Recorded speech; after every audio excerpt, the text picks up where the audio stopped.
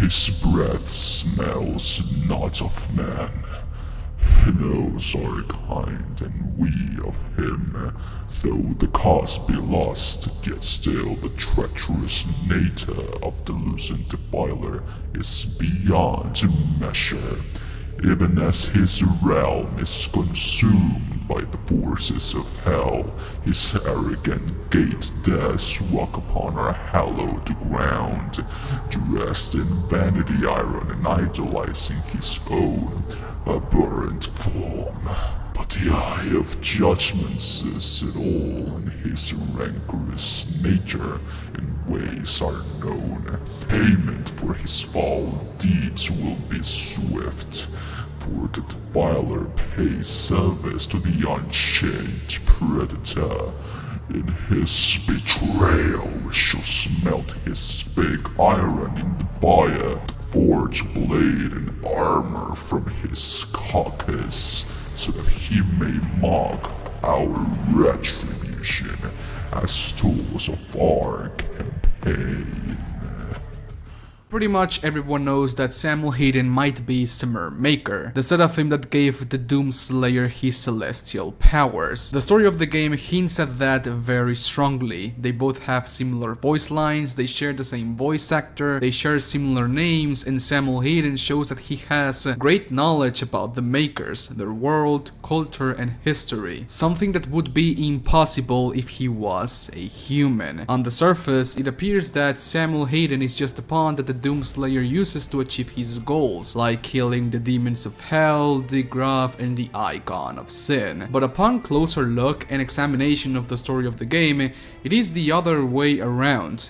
Ever since the Doomslayer was awakened by Samuel, he has used the Doomslayer to achieve his own objectives, to achieve his own goals. So, in today's video we're going to talk about the master plan of Samuel Hayden and how the Seraphim is playing some insane 4D chess in the universe of Doom. 68% of my daily viewers are not subscribed, so if you enjoy the videos I produce and want to know everything about Doom Eternal, consider subscribing and leave a like. Thanks for the support and enjoy the video.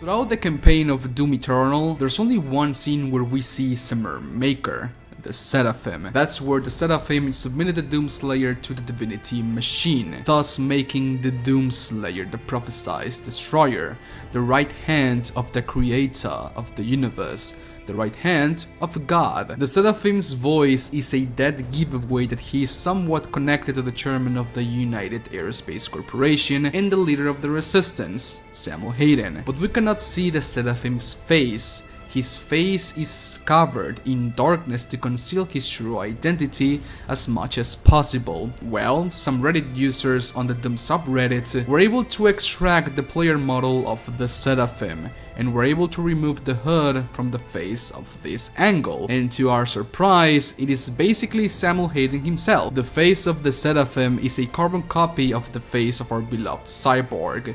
But why? You might be wondering, why would id Software go through all of this trouble? Why would they fully model the face of the Seraphim if they weren't going to use it in the game in the first place?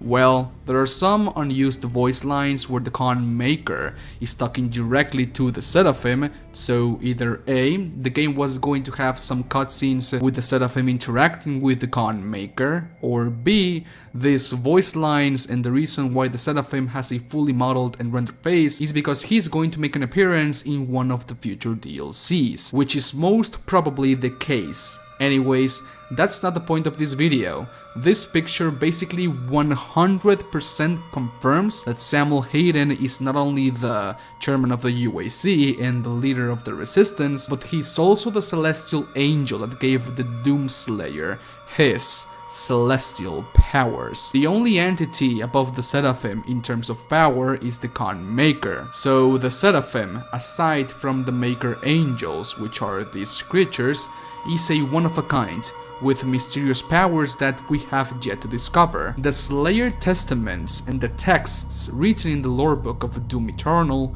were all written by a demon lord. These texts are the perspective of the demons about the Doomslayer and the Defiler, Samuel Hayden. The first sentence of Samuel's page says it all.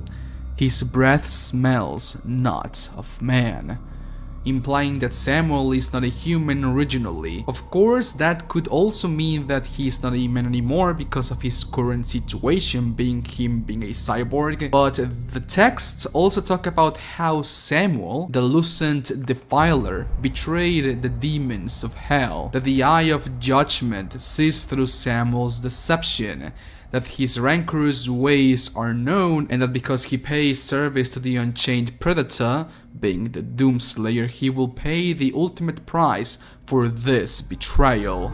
But why? When did Samuel side with the demons of hell? In the story of Doom, Samuel Hayden has never done that, unless he was the Seraphim.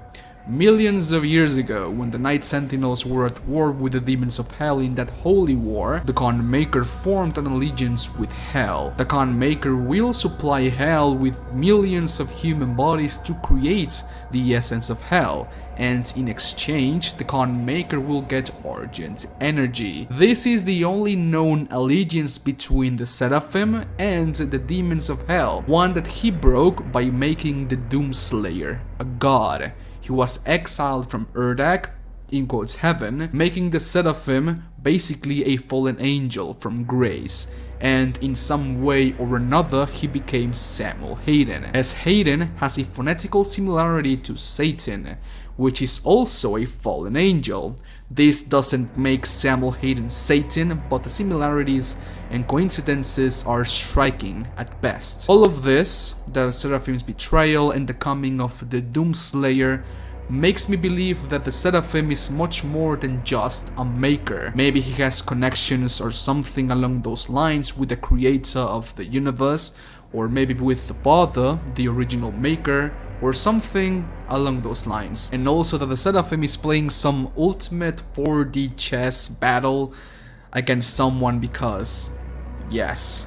And all of this makes sense in the story of Doom, and here is why. The Seraphim fundamentally didn't agree with the ways the Khan Maker was leading her own kind, and how she was sending people, being the Night Sentinels, the people of Argenta, the humans, to their deaths in a holy war that would only give her more power. When Doomguy decided to stay in hell after killing the mother demon in Doom 64, he fought against waves upon waves of demons, knowing that he will eventually die. Lucky for him, a mysterious entity pulled the Doomslayer from hell and left him stranded in Argentinur, conventionally in front of the gates of Sentinel Prime. I believe that this mysterious entity that pulled Doomguy from hell and into Argentinur was the Seraphim. The Seraphim fundamentally knew about the prophecy of the Destroyer, the one who would bring destruction to the Makers. All he needed to do was find the right vessel to execute this plan. And what better vessel than a mere mortal that can make the biggest and ferocious demons of hell shake in fear. In the level of Urdak, or basically heaven, there are in quotes souls of people in the walls connected to something. This makes me believe that the Makers can somehow transfer their consciousness into the body of a human. They can transfer their consciousness to another bodies of Makers, being the Khan Maker, the Singularity, the Maker Matrix and all of that, but they can also transfer their consciousness to the body of a human being.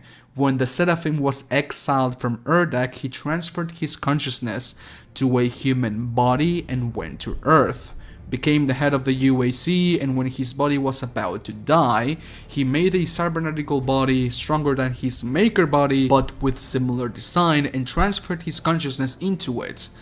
With all that in mind, I know that this video is like super big and with a lot of information, but with all that in mind, the way Samuel interacts with the Slayer prior to Doom 2016, in Doom 2016 and in Doom Eternal, makes it even more interesting. He knew that the Slayer would fend away the Mars invasion, and he knew what he was when he found his tomb. So okay, Spartans, that's all the time I had for today's video. Please let me know what you think about this video and topic down in the comments section. Leave a like if you did, and a dislike if you disliked the video. It is completely fine. Please let me know down below what do you think about this theory about Samuel Hayden being the Seraphim. I think it has been pretty much confirmed that he is somehow the Seraphim. I'm really curious to see how its software is going to explain how Samuel Hayden became, or how the Seraphim became Samuel Hayden in the first place. But anyways,